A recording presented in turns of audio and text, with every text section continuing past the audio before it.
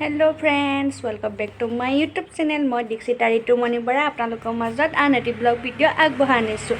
খবৰ নিশ্চয় আপোনালোকৰ ভাল, মোৰো ভালে আছোঁ।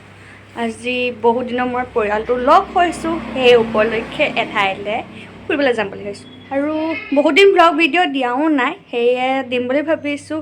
আহক মোৰ লগতে আপোনালোকো তালৈকে লৈ যাওক।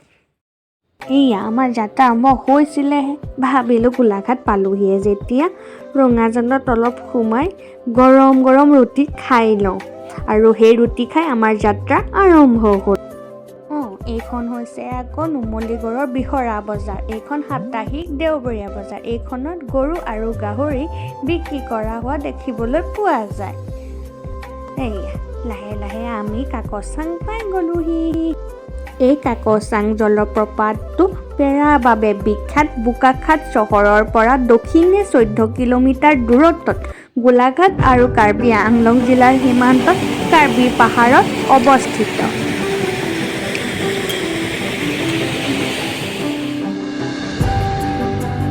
এই কাকচাং জলপ্ৰপাতটো কাৰ্বি ভাষাত কাই ফলাচু বুলিও কোৱা হয়।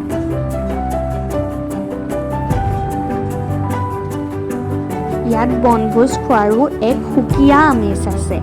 ইয়াৰ সৌন্দৰ্য উপভোগ কৰি বছৰৰ একোটা নিৰ্দিষ্ট সময়ত ইয়াত সমবেত হোৱা বনভোজ প্ৰেমীসকলে এই অঞ্চলটোক লোকাৰণ্য কৰি গঢ়ি তোলে।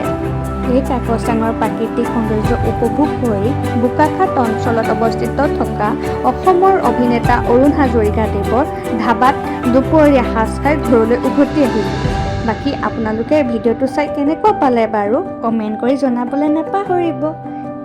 ইয়াতে ভিডিঅ'টো সামৰণি মাৰিছোঁ। ধন্যবাদ।